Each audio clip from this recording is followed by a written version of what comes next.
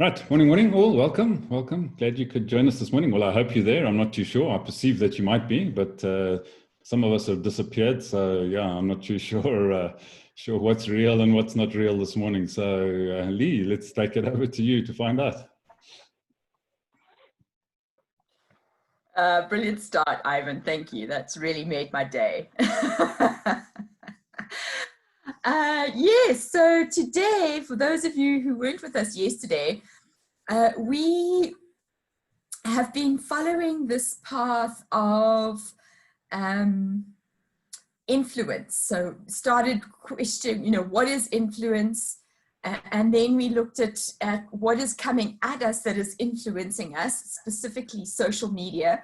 And are we being influenced?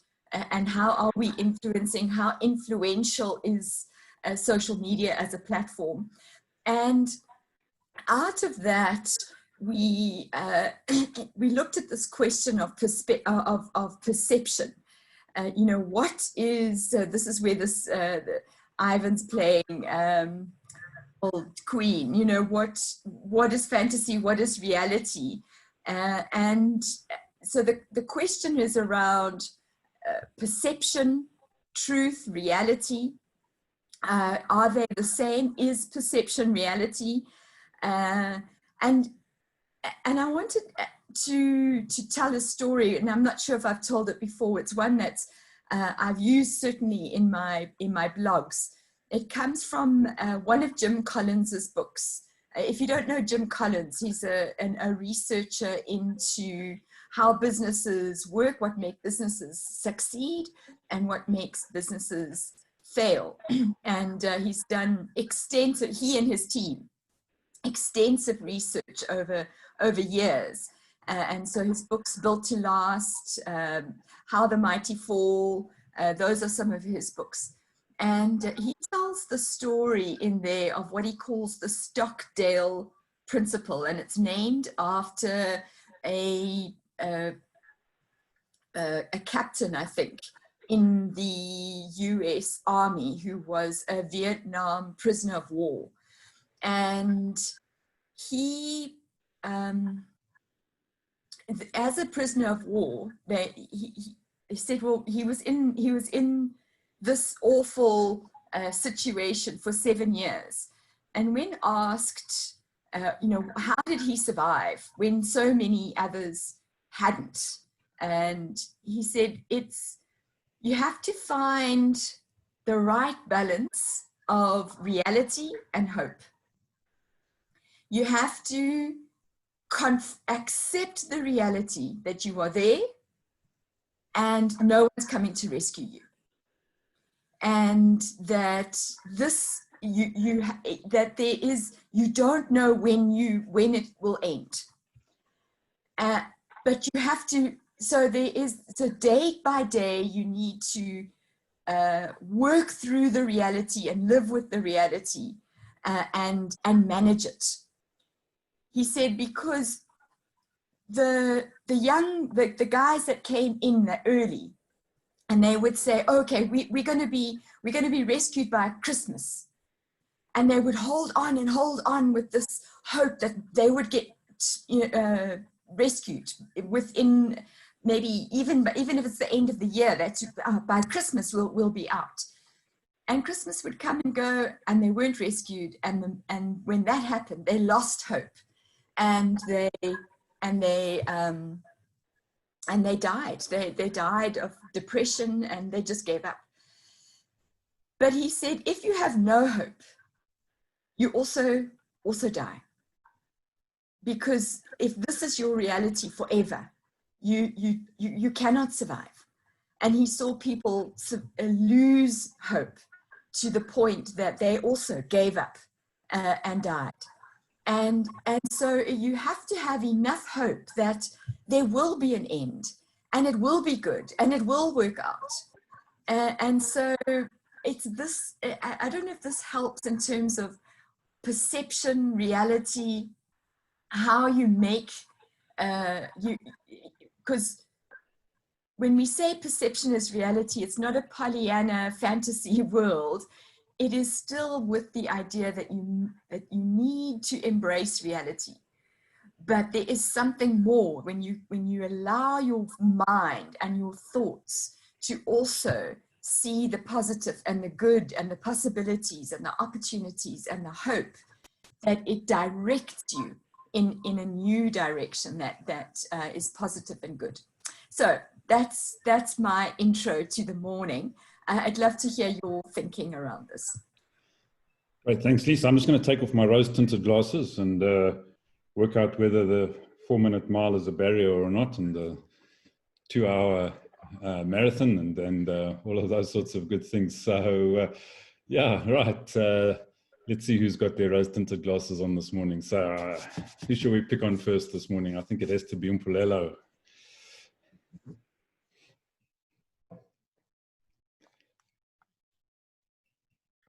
Good morning. I'm laughing because I was thinking this is the one time where I've been struggling on how I'm going to summarize this whole thing, because there's so many perspectives you can take on this subject. And there I was being picked on first. But anyway, good morning to everyone. Like I said, look, there's many directions. I really was working on how do I put this together in few words. I'm going to try. Look, obviously, if you go more into a dictionary definition, what you find is that perception has a lot to do with our own senses and how we use those to then perceive the world or see the world or interpret the world or understand the world, which tends to come from the inside out. Whereas with truth, it has to do with also finding the facts or the reality of what the situation is. And so truth tends to be outside as well. So it's not just internal. It's not how you feel, how you see, how you think. It also has to do what is actually happening in the world. And when I was thinking about that, I thought, I think that's where most of us as human beings probably tend to falter, is that the right word? In that we always take from how we see, how we think, and how we feel and speak out of that without necessarily taking the time to look outside and see whether the facts also speak to that. So that's a much more straightforward probably comparison between the two. I do agree with you though, Lee, that there has to be a little bit of both. You know, in the Christian circles, we speak a lot about faith, and faith has a lot to do with having not seen the facts, having not seen something, but believing that something will happen. And that faith leading what you believe in to eventually become reality, or how you then create reality. However, interestingly, even looking closely at the Bible, when you look at faith, it does have that balance of things that don't have facts, but it's not unreasonable. So there's a balance of both as well, because Scripture says, as much as Abraham took the reality of that he was old and that the wife could not bear children, meaning he wasn't unreasonable. He would think about that reality, but in thinking about that reality will choose to believe what has been said to him, and that belief will then lead to his reality eventually. So that's why I was saying it's a difficult one to try and summarize. But I guess the difference between the two is how we perceive things, or is how we see and do things, and then how we then see the world.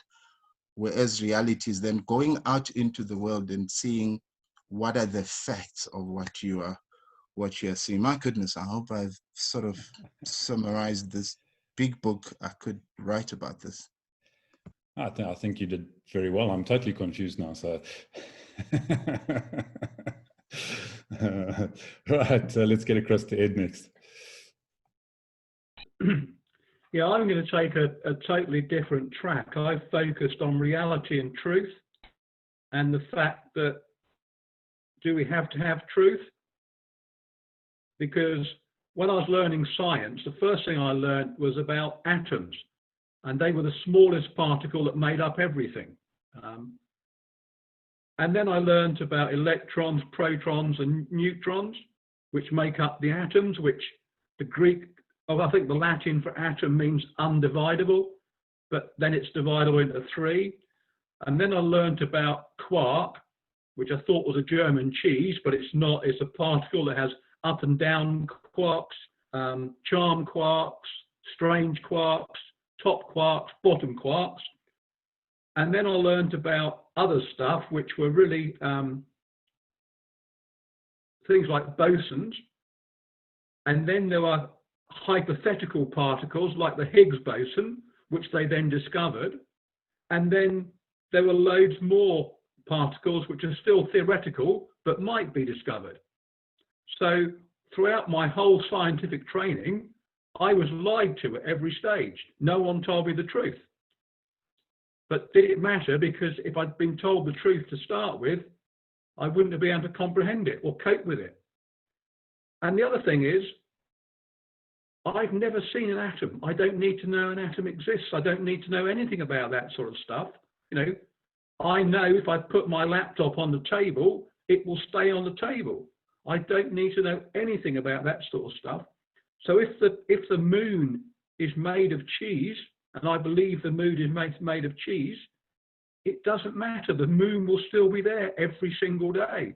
So I think actually, you know, truth and reality is a kind of weird thing because it doesn't actually matter.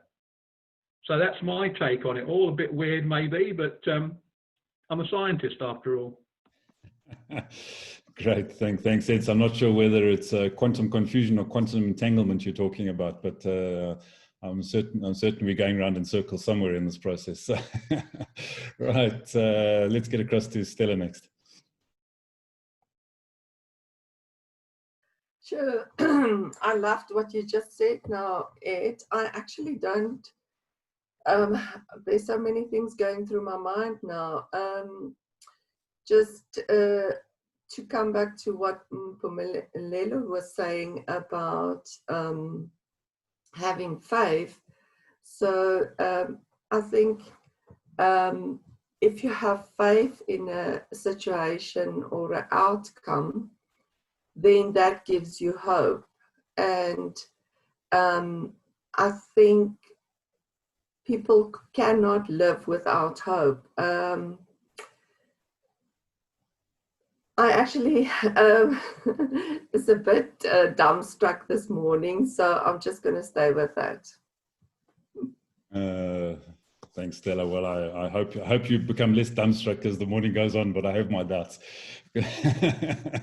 with going through to some of these other people we have on the call this morning. So who shall we pick on next? Cecile, let's come to you. Can you just give me a minute? I'm just looking for a picture that I want to share. Okay, all right. Well, I hope you come right with that one. So yes, but let's get across to you then.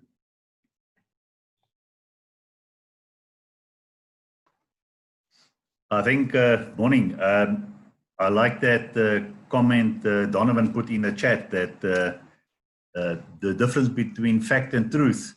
So yes, the truth is the world economy is in shatters, but the fact is it's in a mess. But the truth is we don't have to be in a mess with it.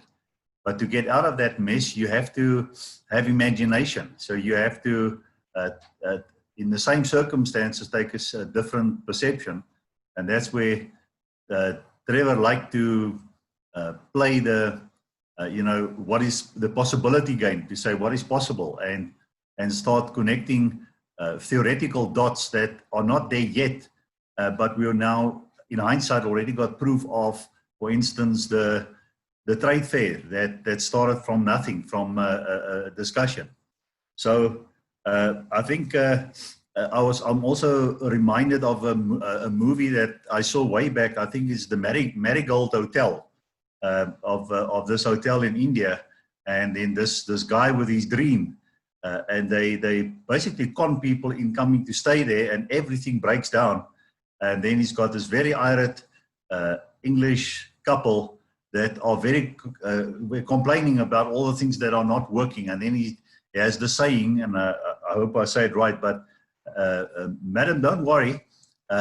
In the end, everything will be all right. And if it's not, then it's not the end yet. And I think that it has a lot of truth in it, that if you have that hope and that optimism. And I like also the fact that it must be balanced with reality. So what are you doing about it now so that in the end, everything will be all right? And to support Mpolelo there with what the word teaches us, it says on the one hand, how powerful is our imagination? And it says, take every thought captive that comes against the knowledge of God, basically about God's plan for your life. And then on another place it says, and then think on these things, whatever is pure and lovely and of good report. Now, these are our choices. So we can mull and meditate on the negative that we are fed to on a daily basis by the media and the politicians, or we can create our inner world and surround ourselves with like-minded people. And we only have to surround ourselves with 2 or more people who think like us. And then for us, it will be true. So I'll leave it at that. Thanks, Jasper. Yeah, it's always interesting. So what is your perception of reality? You know, is it real or is it not? So I'm not too sure about that one either. So Donovan, let's come across to you next.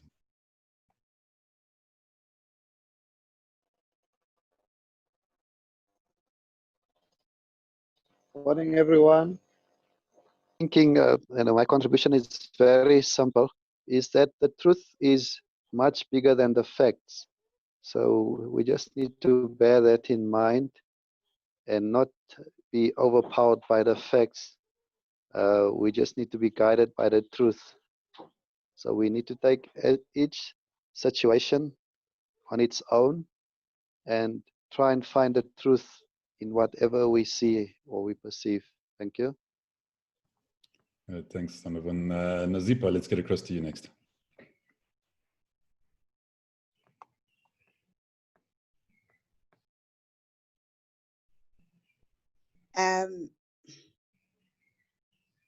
You know, I get confused between all of these.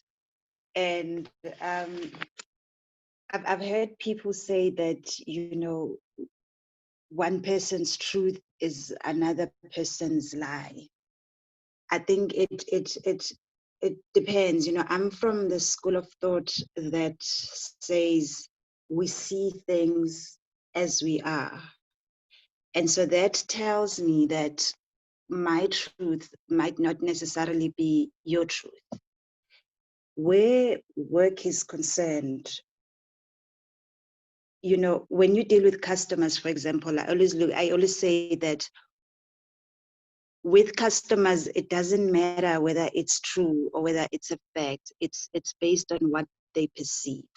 And so I'll always handle customers based on their perceptions, because, you know, we're in a customer perception business. If the customer perceives that what I give them is not quality, then what I give them is not quality. I basically have got to work on their perceptions, even though that perception might not necessarily be true. But in the business of customer satisfaction, I've got to work based on those perceptions that they have. And I think I would like to probably work in that way, even with relationships with other people just outside the work environment, is working on people's perceptions, because I can't invalidate what you say as not true because of where I'm standing. You know, we take different views based on where we all stand. Yeah, that's where my confusion lies. But I think that's where I just think perception is also what we believe, whilst the reality is what we get to experience. And what we experience and what we believe are not always the same. Thank you. Thanks, Nazipa. Yeah, I think it's very important. So, you know, whose truth is reality and whose truth is perception is a very good question. So, right, Master, let's get across to you next.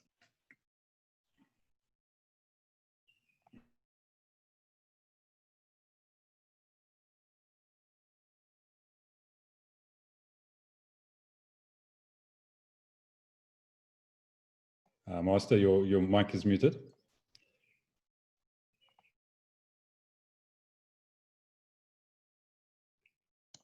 Oh, sorry for that. Yeah, I was saying I never thought you will come to me so late when so many concepts has been already thrown on the table, which throws more confusion to what I wanted to say earlier. But anyway, there is also a concept or in politics, which is called a narrative. You know, they say they create a narrative. They create a perception that will hold for a particular time. Coming from politics in my other life, I remember in 2006, 2007, when a narrative was created about the former president, Thabo Mbeki, and that narrative, you know, they kept on pushing it, and it became a perception, and eventually it was like, this is the real truth, and this is the real truth, or these are the facts. And eventually, when that particular, I remember one of the leaders said to me, Master, don't go to public and say something that you will not be able to withdraw later on, and talk about something that you will not be able to withdraw, because you then go and run with this particular narrative, which is a perception. It is not the truth. It is not even facts. So yeah, I think one of the things is a narrative can be created, or a perception can be, I mean, we can see even with COVID-19, there is a perception or a particular narrative that is running to say, no, this is man created, this is created by this, because of this particular thing. But we actually do not know the real truth or the real facts. It is because a particular perception or a particular narrative is being touted as the D thing. And also, I mean, we know that perception, it has to do with sight and hearing. You hear these things, and eventually they become your truth. Now, in the spiritual space, is an issue of faith and hope.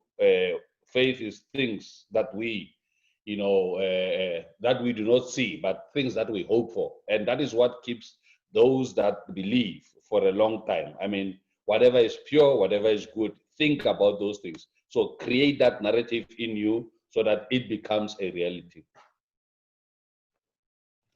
Yeah, I like that. I like that. Some interesting points there, Master. So more food for thought. So Umpo, let's get across to you next.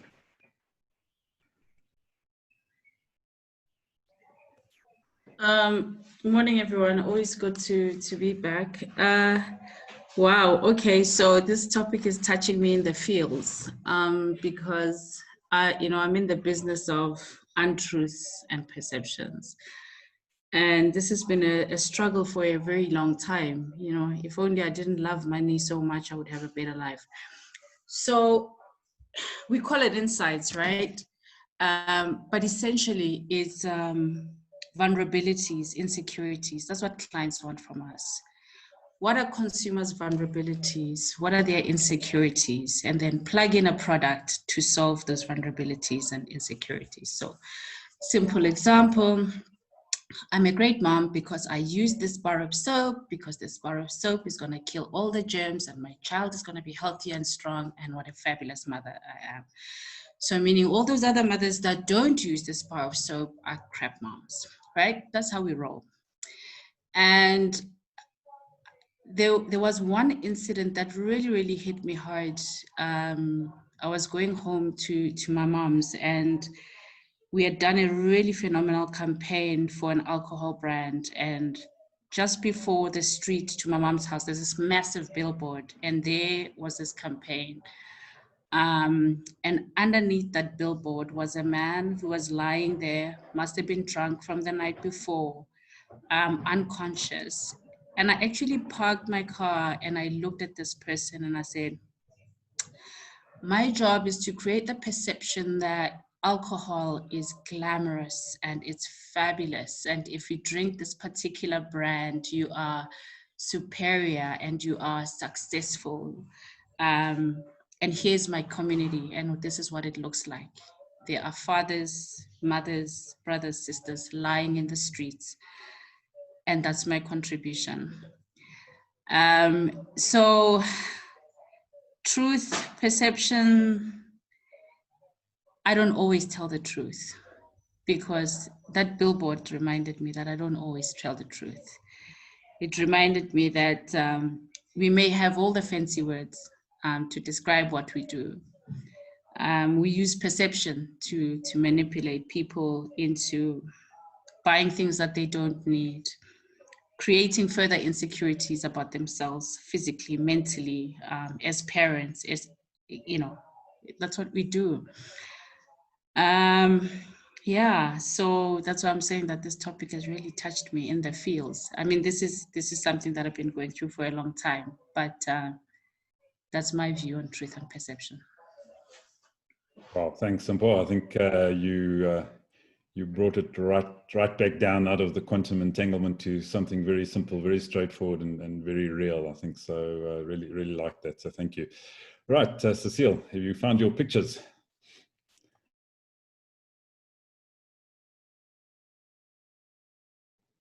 Muted. Excuse. Yes, I found the picture. Is it sharing? Am I sharing the screen? Is it sharing my screen? Yeah, Yes, we've got you. We've got you. Thanks. Can you see the picture? Yeah. Yeah, I always think that is the absolute perfect example of perception, just where we stand on perception, on what we see in life. But interestingly enough, well, I'm a bit at loss for words on this topic, but interestingly enough, last night on Vince Lane, the guy that was presenting was talking about businesses and how they are handling the COVID-19 period. And he has a business himself, and he was talking about businesses pivoting in this period. And he was saying that he has a coffee shop, but they've now changed it into like a takeaway shop. And they, as a team, because he's got a lot of people working for him, as a team decided that they are going to divorce the reality from perception. The reality is that it's going bad out there. Business is dead, whatever, but their perception is going to be that things can be good. And they are all every day trying to work towards doing things better, all working as a team and not knowing that there's a reality out there, but the perception that they have is that it can be good. So yeah, so that's my contribution for today. Thanks, Cecile. Yeah, I love that little picture because it really simplifies things as well, doesn't it? So I think, Trevor, we're over to you. Oh no, I'm just enjoying commenting on the chat screen, man. Listen, there, I've written 3 words down, well, 4, one in a phrase. So I don't want to forget them. I think the first comment I want to make is from Mpumelelo through to Ed, through to Nazipo, then Umpo, and all of the inputs coming in. It just raises in my mind how fickle is the foundation of knowledge that we all think we have. In other words, today, I think through the minds of the individuals who contributed here, everything that I thought I knew about the world after almost 70 years on this planet has just been completely wiped out. So I've got to start again. Anyone know a platform that we can do this? The second comment I want to make, clearly on this topic, between truth, reality, perception, we have to have a totally open mind and then be able to really create your own reality, is what someone said.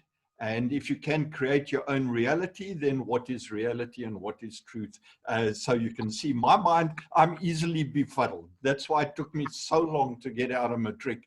I just couldn't understand all these different inputs. And the last word that I want to come up with. So the first word that I want everyone, or that I noted down, was fickle. The second was a phrase, open mind. And the third one is, I think everything in life all boils down to one thing. And when Lee opened up with the guy in the prisoner of war camp, you've got to ask yourself in a situation, what will make me happy? And if you can answer the question as to, right, this is where I am now, right now, in the next hour, the next day, the next week, the next year, going, what will make me happy, and you can work towards that, then you've got something to achieve, and that will become your truth, your reality, your perception. So I think happy is the primary driver in life, and most people don't answer that question. What will make me happy? Sure, thanks, Trevor. So as long as your fickle, open mind makes you happy, you're all right. So there we go. All right. So Chief, on that note, Lee, sure, not too sure whether we're in Stockdale or this is the Stockholm syndrome. But tomorrow the question is, are we going to be captivated by the topic that you're going to put in front of us? So there we go. Well, thank you, everyone. What amazing inputs. And Paul, I think you really summed up where we've come from, even though you haven't really been able to be with us. That's really what drew us to this topic was, you know, what is influencing us and how are we, and how does that then change our perception, and how does that relate to our actions as a result, and who and what are we allowing into our minds. And so I'd like to now flip that in not just look at what is coming into our minds and what is influencing our minds and how that might affect our perception or what we believe or what is true from that, but what is coming out of our minds. And Master used the word narrative. But the other words that have come up is creativity and imagination. And so, and is that a lie? Are we making stuff up to make us happy and to make other people happy? But what is it? I think more especially where I would like us to go is to think, how does our imagination and how does creativity make things or create things that work for us, that make us happy, that will create a new world with possibilities and opportunities. So that's the route that I would like us to go, thinking around how are we creative, how does it help, what is imagination, how can we stimulate that imagination? So I'd love to hear your imaginative thinking around that tomorrow. Great, thanks, Lee. And that reminds me of, you know, the little story I think I might have told before is, you know, what is the difference between a reasonable man and an unreasonable man, or a reasonable person and an unreasonable person? Well, the reasonable person tries to adapt themselves to the world, and the unreasonable person tries to adapt the world to themselves. Therefore, all progress is due to the unreasonable person. So I hope we're all unreasonable here and get imaginative with the day ahead, and see you in the morning and see what sparks your imagination then. So have a great one, folks, and we'll see you in the morning. Go well. Bye, everyone.